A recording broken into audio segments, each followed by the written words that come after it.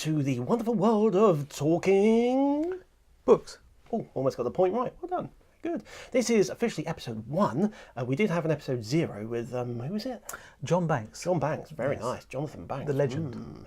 And that was like our trial, our test to make sure equipment was working, which it wasn't. And Our so prologue. Oh, yes, that was, yes. In fact, good book terminology. Thank you. So yes, that was the prologue. Yes. And this is Chapter 1. Chapter 1. I wouldn't insult you by calling it an introduction. No. That wouldn't be fine. fair. No. Or opening credits. That's not a dating introduction. Not at all. It's Chapter 1. But first of all, let me introduce to who we are. I'm me. Yes. You're you. I'm me. And this is You're Darwin. He's contractually obligated to be named before either of us because he's in charge. So, Darwin, we're doing a good... Yep. No? Get on with it. Oh, okay. Hello, I'm Neil Gardner. I'm the host of Talking Books. Thank you. He's well trained. And this is Talking... Books. Thank you. Books. And my guest today, Yes. we started with a narrator, and we thought, let's go to someone who does other jobs. So this man does them all. Does everything. Well, So who are you? I'm Morrison, hello, also known as Moz. Morrison Ellis, Thank in you. fact, if you Moz want Ellis. to find him and hunt him down and On ask him Instagram weird and questions. Twitter, yes. Known as Moz. Yes, thank you, yes. And hello. you are a producer man, Yes.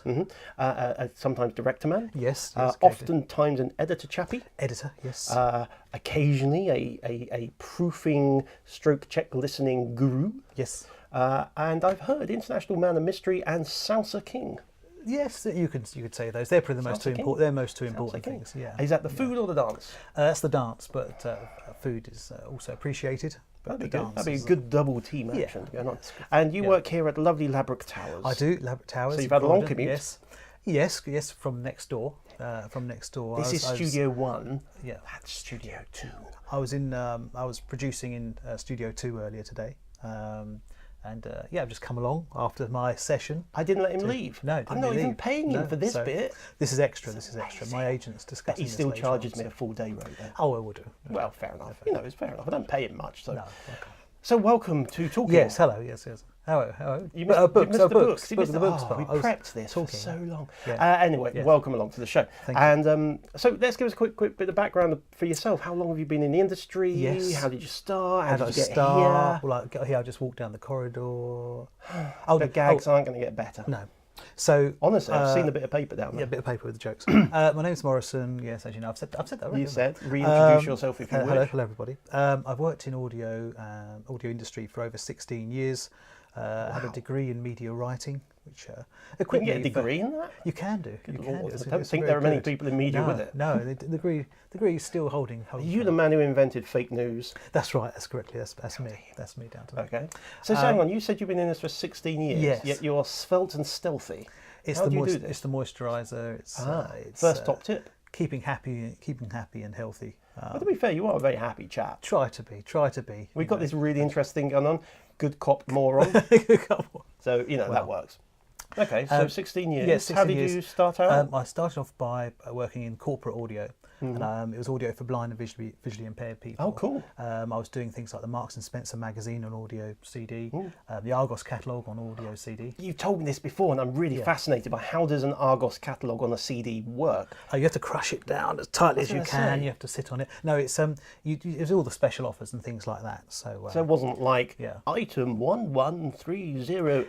it's a bit of that. King There's a bit Kong of that. plush toy, 12 inches. There's a bit of that, and it's. Yeah, we did all special offers and things like that. Really. Did you have like someone really famous reading it out? A couple of famous actors, yes, it was quite interesting. Wow. But I did magazines, annual reports, lots and lots of audio.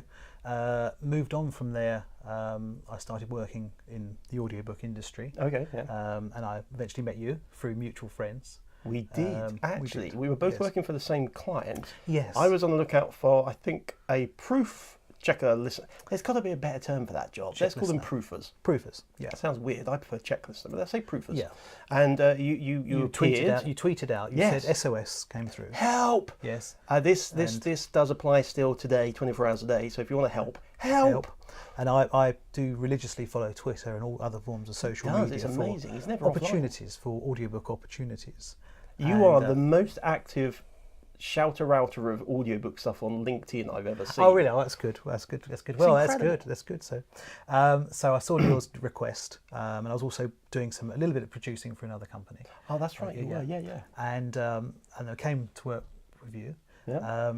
Then we needed some editing done because the business was done. slightly changing, Yeah. going through some tough times. Yes. And I was basically had no time to do Yes. editing myself, and Steve, hi Steve, we Hello, love you, Steve. Yay, Legend. who's our day-to-day editor, couldn't handle everything as well. Yes. And so I came to you in Yes. times of desperate need. I wouldn't have done it otherwise. Yeah. And you stepped up and you filled a hole. For the whole, yes, and I enjoy audiobooks, and it was a perfect fit for me. And then the maddest of things happened last sort of June, July. Somehow I persuaded someone to lend me quite a large amount of cash to build what's behind that wall, which is a sexy, sexy Studio 2. And I needed someone to be the producer. And so once we finally got it built and up and running in sort of October-ish, nearly a year ago now, I'm quite proud of that, you stepped up. Stepped up and came in, and you've been there ever since. been here ever since. Haven't been able to leave. I haven't let him go. It's been great fun. This is the furthest you've left that studio in months. It is. It's astonishing. astonishing. And this is all because of this one here. He insists on long hours, hard work, bit of fun here and there. So that's good. So that's how you So kind that's of how came I to got be into- here. yes. And that's how you've now moved into a much more prolific stage of producing. Of producing audiobooks. So before we get into some other more personal bits, let's go to a first question because we'll balance the questions with the parky chat. The parky chat. Okay. Had to do that. And so first one comes from Matthew Bates. Oh, Matthew Bates. And I think if you look down the camera lens, just go to the right a little bit, past that little hillock there. Yeah. See the deck chairs? Yes. Just behind there, that's Matthew. Oh, Matthew. Stop doing that, Matthew. That's your mum. No. M. Put it Bates. away. That does sound a bit.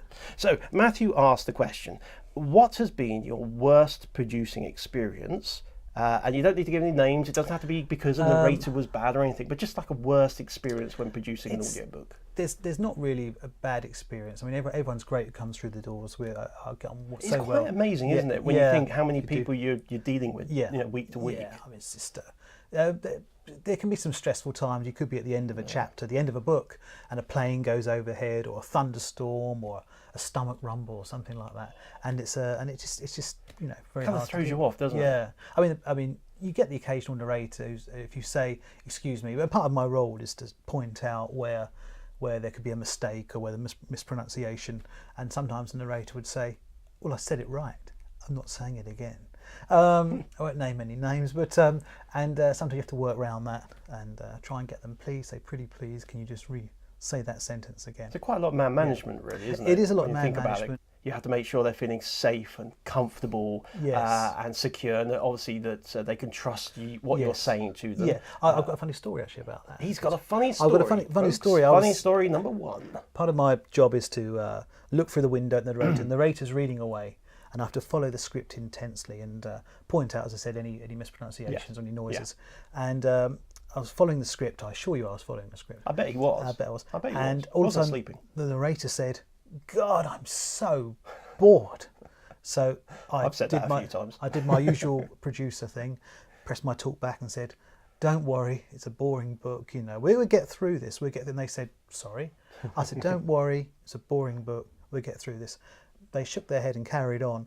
And as I looked down at the script, it actually did say in the script as a piece of dialogue, "God, I'm so bored." So obviously I wasn't paying attention too much at that point, but yes. Having a little micro snooze. Yeah. Listen, if Alaskan fishermen can do it, you're allowed. Yeah. That's fair enough. Yeah.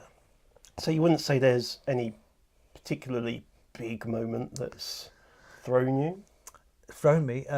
No, nothing major. It's some books can be quite complex. There can be some problems, and when a character's got a different accent halfway through the book, you find out the narrator hasn't done their prep, and the character's got a different accent to what they should have had. Or what that normally is actually that somehow an author or editor hasn't noticed there's been a change in a character. That happens as well. Or I find it can be quite, if there's a complex, particularly in something like a murder mystery or thriller where there's a murderer who's pretending to be one character at the start of the book and then middle of the book there's someone else. Not giving that away can actually be quite complex for everybody. That can be quite complex, but You know, it's all part and parcel of the job. It's all also if they pronounce the name a certain way, Steen or Stain, and then a bit later on. So you've got to keep your ear on that kind of detail. Keep your ear on it the way through. So you know. Notebooks, everybody. Notebooks, be they digital or paper, they are your friend. Yeah. Or in the case of one particular 8-book series, a very, very long Excel spreadsheet, which if you go back to episode 0, prologue. The prologue, then John Banks will tell you about that exciting number of characters we had to try and keep track of. It was not easy, that's for sure. So I want to go back a little bit personal with you, if you don't mind. A little bit personal. Oh, personal, that's fine. You get a little personal. Parky moment now. Yeah. You've actually got quite a personal link to audiobooks within your own life, haven't you? Yes. Well, I became the manager of this audio and braille company 16 years ago. And in that time, my father got struck down with meningitis. Oh, no. And he lost all of his sight. Wow. And most of his hearing. And it was a long, long road to recovery. Yeah. But music and audiobooks helped. And so you were able to supply him with stuff that you were making. I was giving it. I mean, the Argos catalogue on CD. Oh come on, that's got to be that's got to put you to sleep at night. Yeah, exactly. I was going to say it'd be good for if you're insomnia. Other catalogues are available. They are. And I started working for another company doing check listening, and I used to listen to the audiobooks with my dad, check listen, so I get paid to spend quality time with my dad, and we'd get through so many books together.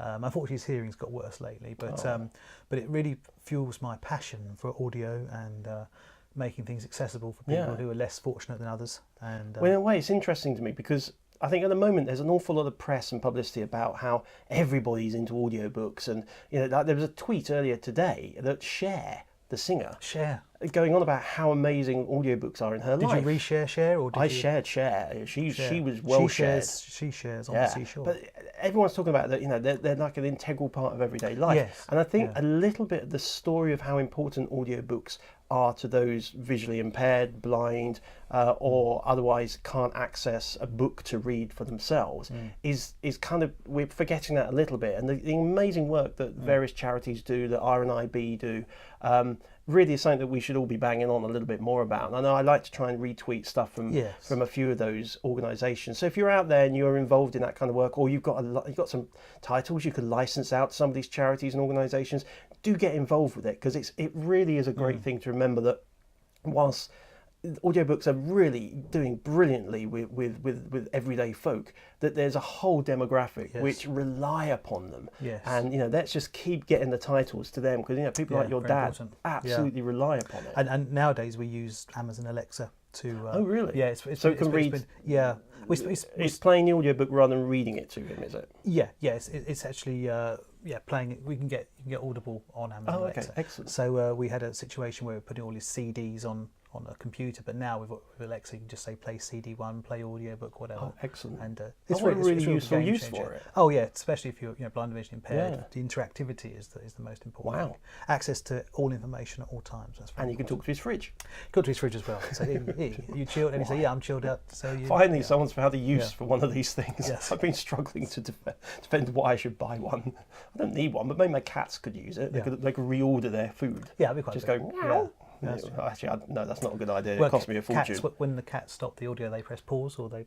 Oh, that's another pun from the sheet, I'm telling you. That's amazing. Let's go to another question for you. Okay. This is from a young up-and-coming narrator. Right. Done a few titles. Yes. Had him in here a couple of times. Yes. I think he's got a future. He's called Saul Reiklin. Hi, Saul. Hello, Saul. Hey, yes, I know Saul. I've got a few stories about Saul. I think everyone has. Yes. No, we love Saul. One of the absolute legends of the narrating world. Yes. Absolutely top guy, and we love you, Saul. He's got a question. It's a cheeky question, and it feels a little navel-gazing, but I'm going to ask it. It's, how do you cope with working with me? Well, after this interview, I put the straitjacket back on, and we put him back in the room and just locked the door. I don't mind that, because it means I can't sign the cheques. So that's fine. With Neil, you have to go, if Neil's having a bad day, good cop, bad cop. If you're having a bad day, the best thing I can do is break something. You're almost as bad as my sister for breaking electrical equipment. I am your sister. No. Sorry. So breaking something. The other day, the talkback in the other studio broke, and Neil overheated it. It overheated. Folks. How do you overheat a Too much talkback talking. unit? Yakety yak. Don't talk back. And Neil had to order a new one, and he absolutely loves ordering new tech, especially tech with flashy lights. So first day he was a bit of a bad mood. Next day, ooh, new toy. Yay. So and also working with Neil, trying to get grumpy narrators. There's not that many to have a. Grumpy's not a fair word. I think tired or stressed, stressed, busy. No, busy. to be fair, because that's nearly always the reason why any of us are grumpy, for want of a better term. To have a photo opportunity with Darwin. Now that's, to be fair, that's quite. It very does rarely like do photo people not. opportunities, I do love a good photo opportunity, but I don't think we've ever had anyone not be happy to have either a Darwin or a full Fraggle. Full Fraggle photo. We need a graphic for that, don't we? Full Fraggle photo. We do. And I'm really proud of that. That's worked very well. But people have actually had, I'm not going to name who it is, but she knows who she is, who literally came here for a meeting and almost the first words as she walked through the door is, "Where are the Fraggles? I want my photo." That's good. Very good. And you got your photo. I hope you liked it. But that's great. That's so great, okay, I think Saul. If you don't, this isn't an instruction to everyone who works here. No. Don't break things. Saul was very good. When I first met Saul, was amazing. I was doing a book with Saul, and Saul said, "You're speaking too quiet." He said, "I'll come out in a moment." He said, "and I'll teach you some techniques to project your voice." So when it came to the break time, I said, "Saul, I'm waiting now for my technique to project my voice." And he said, "You've got to do this, la la la la la la la la." So I did it several times, la la la la la la la la. Then he said, "You've got to do this, hmm." So I did hmm, and I said, "Is that any good, Saul?" He said, "I'm only kidding with you." And then he walked off. And now he's got you to do it on a vlog. I know. So thank you, Saul, for that lovely. It's a win. Nice one, Saul. Thank you, Saul. We appreciate the gag. Fantastic. Okay, Yes. well, let's move on to another question then. Actually, from another narrator who's been in here. Okay. It's getting a bit incestuous, this. But anyway, she's off having a holiday somewhere in the furthest flung reaches of Americana land. Oh, right, yes. But she's taken a couple of seconds off to type very fast into Twitter. What's your favourite genre of audiobook to produce? That's Anna Clements, by the way. Sorry, Anna. Oh, hello, Anna. Hi, Anna. Thank you for that question, Anna. Best genre, dear, it's a tough one. Produce or edit, or both, or anything. It says produce. Produce. I do like non-fiction, I do like fiction. I do like thrillers. I do like a good thriller and a good detective story. Good detective story. Thrillers, mysteries, detective stories. We don't do many horror books. Yeah, I don't think I was going to say, we don't do many of those. I think we've done 3 in 6 years. Can't remember the author's name. It came from South Africa. Put it into context. How many titles in 6 years? At the moment, I don't know in 6 years. At the moment, we're doing 100+ titles a year. Yeah. I would say over 6 years we must be around 400 to 500 titles. Yeah. Give or take. Okay. So. Yeah, no, that's amazing. Really. I love a bit of horror. Yeah, horror. In fact, one of the first people I ever interviewed when I was a little baby BBC radio reporter, like 13 years old. They were fools to let me in, but it was fun. Was Sean Hudson, the horror writer of such classic titles as Slugs. It does exactly what you think it does. Lots of slugs. They're slugs, they kill you, they're evil and horrible, and it's brilliant. I'd love to do more horror stuff. Yeah. I remember years ago trying to pitch more horror to Radio 4. And I don't think they were quite into it. I can understand why, but you could do soft horror, maybe. Soft horror. Yeah. But I think more horror. Hey, any publishers out there who need audiobooks making, us.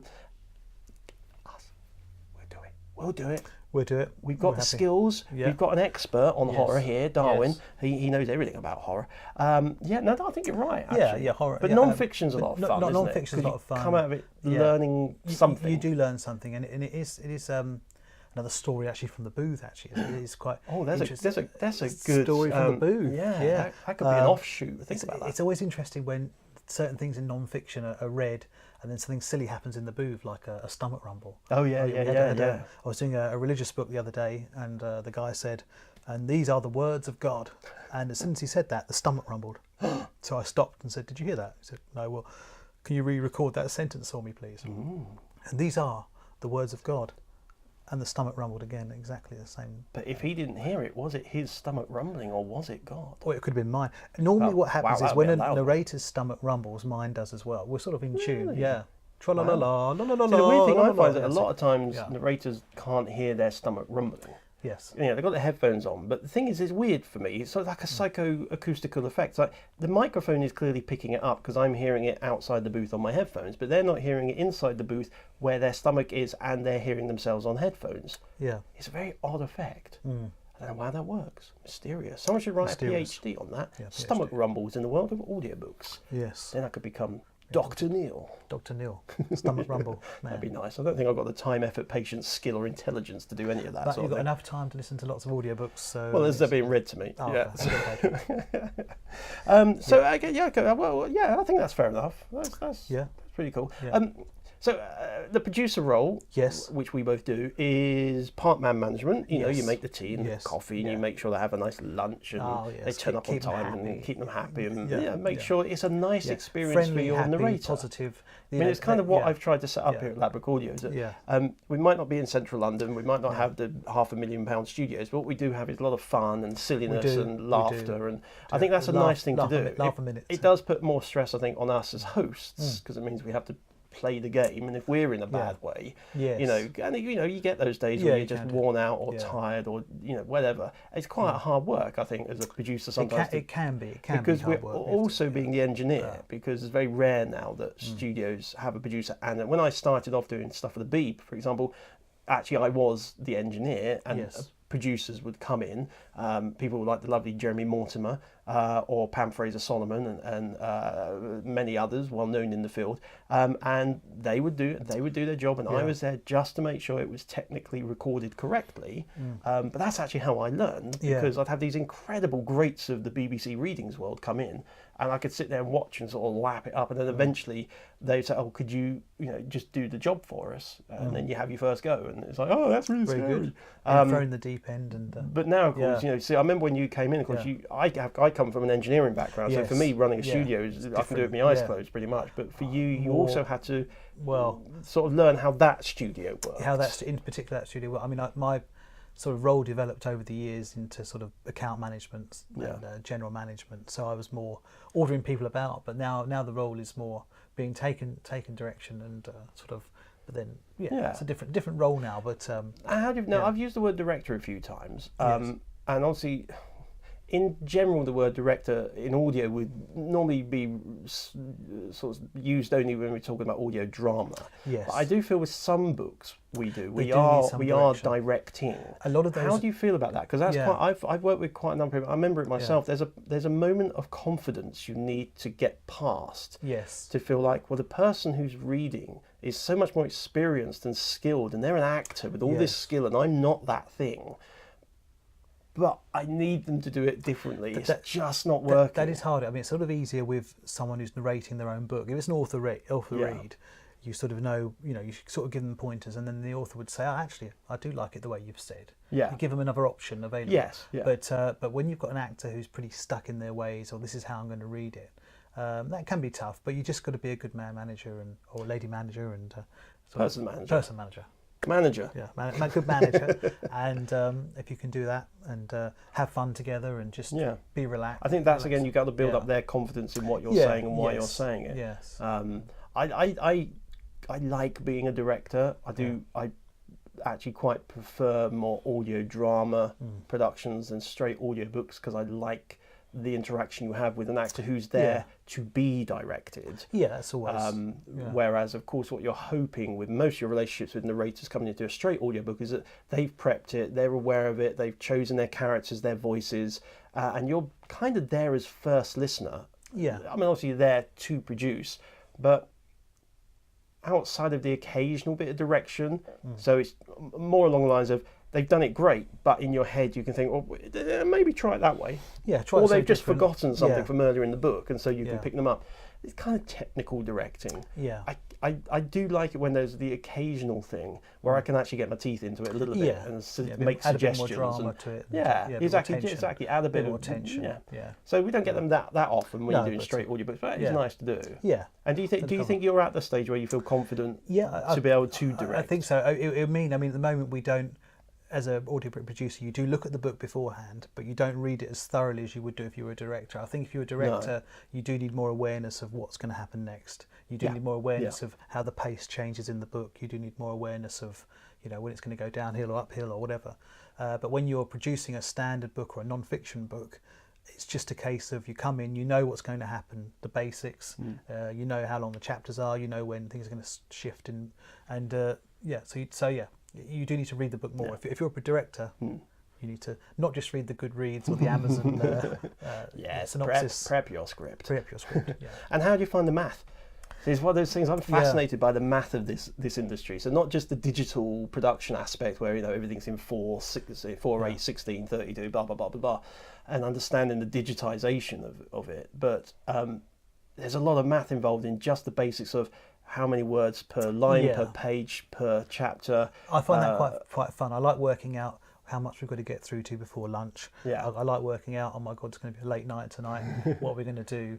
Neil, can we have one more day in the studio, please? But also that interesting where you've got to back to management of your creative talent, making sure they don't feel overwhelmed. Yes. So the things like I unless it's someone I've worked with a lot, I will never on day one until we get to the end of day one reference what page we're on. No, best not. And where we've got to yet, other than in a general positive way. Yes. With my narrator, I'll wait until the end of the day and say, oh, well done, we've got X number of pages in, we're on target, unless everything's absolutely falling apart and we need to have a discussion about why is this going so slowly. Because I find I don't want the narrator thinking what page they're on. I just want them to flow and enjoy the book, or get through it if they're not enjoying the book. But obviously there are some people where, and actually John Banksman before, who we worked with a lot on these massive long books, he works very well understanding the math of the book. So how many pages per day, per half day, per hour, is the chapter getting read at the right speed, etc. How many breaks can we therefore put in a breaks, day? When to go to the loo. You sort of work when out. When we feed him and give him water, when the gin break is. There's a hatch on the... on the booth just to put some food in on it. Yeah. And there's a special electrodes for when you're not getting there fast enough. But that's something I found interesting to grapple with. Yes. Having moved across from being an engineer to a producer, even though I was well aware of all that math going on and could do it, I was never asked to do it. And then all of a sudden you're responsible. Yeah. And it was interesting also moving from a BBC readings perspective, where a lot of the times the producers also bring in broadcast assistants who would do a lot of that back work for them. So they'd have stopwatches and calculators and timing sheets and everything. So the producer could solely focus on what was happening in terms of performance, which is lovely. It's quite an old school directorial way of doing things, and fabulous if you've got the money to spend on it. But when we're in this current state of the industry where it's like the old news ENG thing, electronic news gathering, where you're the reporter, the cameraman, the sound person, everything, having to then suddenly grasp that math and understand not just how to do it, but how to present it to other people in a way that isn't going to scare them. That's fascinating. It is, and it's an art. It's an art. It's an art you get from experience. Having a good ear, like for this job, is very important to have a good ear. So I still think a lot of this job comes down to being a host and trying to put the narrator, or if say an author comes or a client comes along, trying to put them at the forefront of the day and at ease. And it's the old swan looking fabulous on the surface, but going. I'm not sure. I don't think swans do that. No. I think we're maligning swans a little bit. Your swans. I feel a bit sorry for swans now. Sorry, swans. Let's have another question. Yes. Now, this is from a top person in the industry, very top. She's in charge of Harper Audiobooks. Oh, I think I know who it is. And she's called Fanula. Oh, yes, we've met her. She's lovely. She's been here before. And she visited. Hello, Fanula. Hello, Fanula. And hopefully we're going to be doing lots of work with Fanula. That's not a subtle hint. But anyway, Harper Audio, fantastic company at the forefront of a swathe of audiobooks, different genres and styles. Fantastic. Love your stuff. She's asked to move us on to, nice segueing, Fanula, to your role as an editor. Yes. Do you have any pro editing tips for people who need to edit audiobooks? Well, yes, I do. Nice. Oh, you want them now, do you? Okay. But he's not going to share them with you unless you subscribe to his Moz Teaches Editing course. Yes, which is available on Instagram. No, it's not a bad idea. Yes, I do. One of the main things is using a spectral editor. I swear by a spectral editor. You can see exactly where certain noises and stomach rumbles appear, and door slams and all sorts of things appear on the audio. And remove them really precise. in a way so before I came across spectral editing, like many people, I could see like a little bump or something maybe in the tail out of an S of a word, but the only way you could do it is literally to highlight it, delete it, or put a cut mark and splice it, and you could occasionally get quite a bumpy ride, and it's really annoying when you're on that nice smooth sort of transient at the end of a particularly an S sound. to then have a sort of noise. But Very with easy to Spectral, remove, yeah. you can. It's so clean and easy to remove using spot healing or very specific tools. And it's actually quite easy to get these tools now. They used to be very expensive plugins, but if you use pretty much any version of Adobe Audition from version 3 to modern day, it's built in. It's all in there. But it's actually RX Isotopes software that they're using, and you can buy that separately as a set of plugins or even a standalone program, which is very helpful. Very good. So I highly recommend either route, but get into using Spectral, because I think it links to another thing which I'm really like to push on people, which is don't just use your ears. Use your eyes as well. Oh, I meant your nose. Oh, your nose. Sniff out the edges. Sniff out. Yeah, use your eyes. your eyes, and Spectral allows you to see exactly not just the graph of it, but the actual specifics of it within frequencies, which can get very nerdy. But it means you can get rid of those horrible little sounds from the ends of words, which I hate. Yeah, it's annoying. Also, de-peaking is very important. As you're going along an audio and you see maybe from an edit where somebody said, "Hello, Frank, how are you?" "I'm good." Yeah. And they might say, "I'm good," louder next time. Or that next character may just be much louder. Yeah. And you've just got a massive difference. You sort of bring it down. Going through pacing is very important. Sometimes I like the narrator and the producer, you trust their pacing, but sometimes you might want to speed things up a bit or slow things down a bit, and the editor has the ability to do that. So now this is interesting, I think for both of us, but let me ask you. So you're a producer, but you're also an editor, so you can produce with an editor's ear. Do you find, therefore, that you allow yourself to let certain things through without requesting a pickup or a retake, because you just know that it can be fixed in editing? Yes. So if there's certain stomach rumbles, if the narrator is delivering a fantastic Oscar-winning performance or an Audie-winning performance, then I know, for example, like a train rumble or an airplane going above or a stomach rumble, I know I can edit that out in Spectral View. So I sometimes, I get the best thing is to make sure the narrator reads it twice, 3 times to make sure they get a clean edit. But certain things I know that I can edit out in post-production. So I used to get retakes of if ever a word ended with a sound, a little thing, I'd just get a retake, and it would take forever to finish recording something. But it meant you didn't have to edit much at the end. Well, you had to edit lots of editorial fixes, but there weren't any noises. But it got so frustrating. And then as soon as I started editing again, a lot more than producing, I was like, nah, I can get rid of all that in post. There is obviously an argument, folks, of the difference between, for example, we do fluff and repeat, so we don't do rock and roll. Yeah, fluff and repeat. It sounds dirty. Yeah. It can be, but it's we basically just record one chapter at a time, one chapter per file, rather than the rock and roll or actually, I've got a funny story. I've got a funny story about that. See, different studios do different things. Yeah, absolutely. So some studios do rock and roll, where they go back and they press record, and they sort of drop you in. So they play a little bit of the audio and drop you in. Now, I had a narrator in the other week. I didn't explain to her that we do the continuous recording method, and she came in. We both sat, and I said, "In your own time."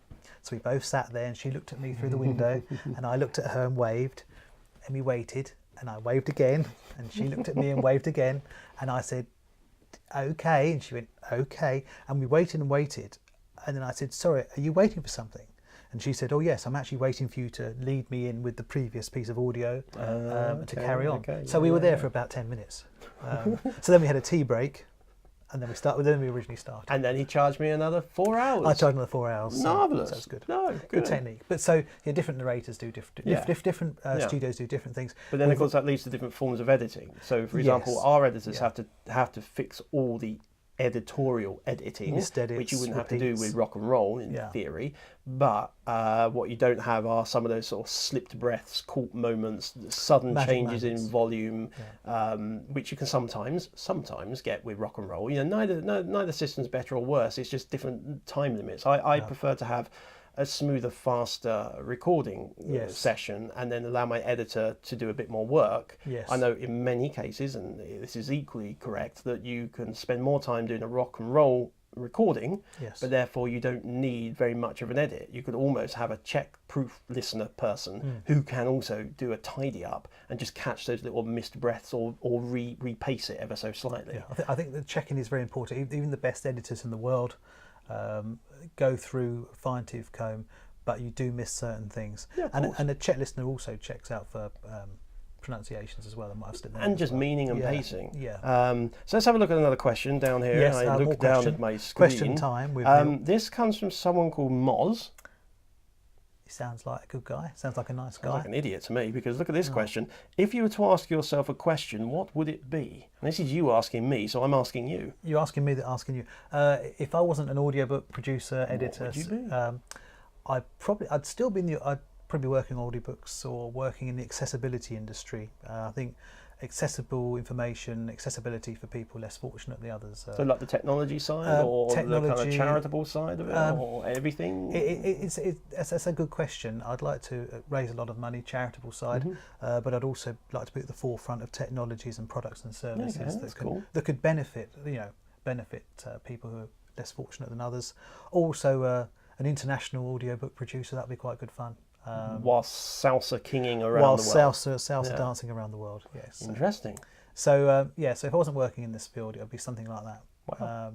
Yeah. Very nice. What about yourself? Anything that? I've got a mad dream to be the king of kitten farming. Oh, okay. But in partnership with a mad scientist who can GM a kitten, so they only get to like that super cute stage of about sort of 4 to 5 months old, and then they stay that cute and gorgeous. Not that bigger cats aren't gorgeous. I should stop talking about cats. No, honestly, it would be probably some kind of management field within cat rescue. That'd be nice. I think I'd really like to be able to help save lots of kitty cats. No. You know, that'd be good. You don't pussyfoot around, do you? No, that was not on the paper over there. So we're getting close to the end now. Yes. You play many roles. You do many things. Yes. But I've never seen an elephant cry. No, a fly. So you're a producer. Yes. You occasionally direct. Yes. You edit and you proof. I proof. Check listen. Check listen. Yeah, that's What's great. that like? What's that experience like for you? Because I'm not sure that many people, are aware of that side of the industry. How important it is. I mean, as we've said before, sorry to interrupt, but the editors, it's an absolute art form what an editor does. Whether that's an external editor like Steve. Hey Steve. Hello Steve. Or yourself. Yes. Or many others who we work with, amazing people. Or there are many narrators out there who also self-edit as well and look after their own side of stuff. Yeah, so that's good. That's growing. That's a growing. Whoever does that editing has a really key role to play in the formation of an audiobook, as important creatively as the author and the narrator, and occasionally producers. But proofing is a role I've actually had many people say they didn't know it existed. Well, I mean, to say every best editor in the world, every best producer in the world misses things. It's always good to have a fresh, clean pair of ears to check something over. It's also for checking for consistencies. Just sum up. What does a checklistener do? What's a proofer literally do? What's the job? The checklist to do is to listen to the audiobook in its entirety. So the finished edited audiobook could be something from 8 to 80 hours, could be anything, and to sit quietly with headphones. I mean, I have done it with speakers, but headphones are better to pick up every noise and sound. And go through the audiobook and listen to it and check and mark off on the original clean script where there are mistakes, where there are So you're literally listening to the audiobook noises, whilst reading the audiobook. Yes. And going, that matches. That matches. Word for word for word for word. Missed edit, noises, pacing, consistencies in the text. So the proofer is like the last line of defence for a mistake. It is. And then, obviously then it goes to a final person to fix those edits. But going through and you just highlight things, queries and things where you think maybe something hasn't the editor might think he's being clever by doing a thing a certain way. A date might be read different way.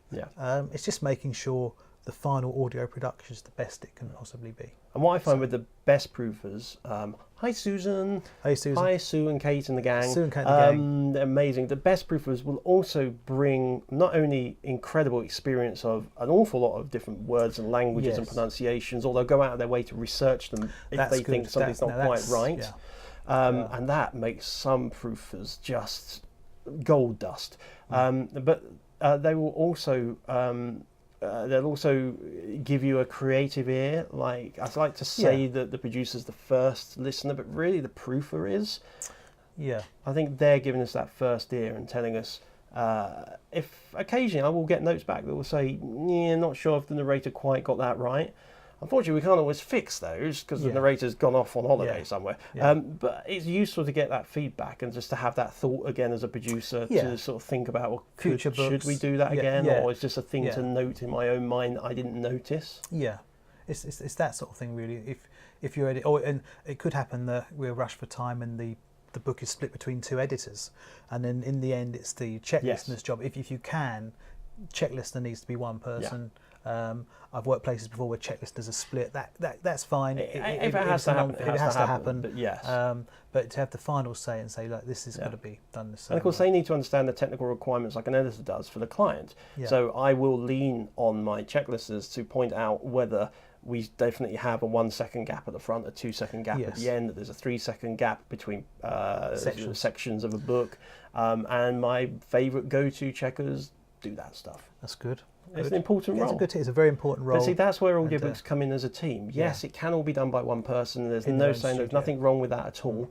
Yes, it can be done at home. That's fine as well. But when you do a studio production, shall we say, a production house production, you're looking at a narrator in a studio with a producer, then an editor, and then a checker. And that team all works together to cohesively bring together, hopefully, a fantastic audiobook. You know, as long as the author's done their bit. Now, we're coming to the end. I want you to do a couple of blatant plugs, if you wouldn't mind. Oh, right, yes. None of them for me. Yes. So first of all, for your good self, how can these lovely, lovely audiobook people get in touch with you? Because you are a freelancer. I'm a freelancer. Yes. I'm a freelancer. I'm available on Twitter at Morrison Ellis. I'm on Instagram stories daily, behind the scenes audiobook, behind the scenes production techniques and things like that. He does a lot of it. Do a lot of that. Quite sickening. I'm on Pinterest. I do pin books that I've worked on, also different resources for audiobook narrators, and accessibility, because accessibility is very important to me. He has swatches everywhere. Swatches everywhere. So Pinterest, Facebook. I'm on Facebook. Good Lord, you're everywhere. I'm on everywhere. What's your favourite? Checklisting. Instagram stories. So follow me on Instagram, and you can follow me on there. And that's good. Okay, so that's where you can get him. You can also, if you have a desire to work with him, talk with him, and dance with him, also maybe disc golf with us. Disc golf, then come and do a job here at Ladbroke Audio. It sounds good. Calling all publishers out there with money to spend. Yeah, that's good. And finally, going back to the story about your dad, which is really impressive. You know, he sounds like such an amazing man, but as you say, he fought hard to get back from the. Well, obviously he hasn't come back from being blind or partially deaf, but to rebuild himself and have a life. And you say he used to be an artist, but he's now an artist again. He's an artist again. He's got a website.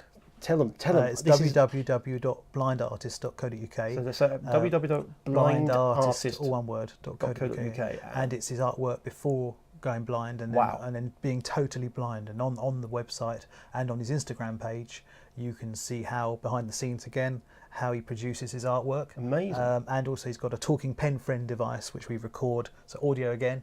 We record different labels for his pens and his papers and everything like that. So you can tell what everything is. And CDs, we used to do it for CDs, but now CDs are going downhill. We don't see many CDs these days, do we? So blindartist.co.uk. I've got some postcards here. Your best... well, maybe if I hold this up, you can look we'll at do the a fake framing moment. Here's some of his pictures. I'm not sure if that's the right size, but we'll do different sizes.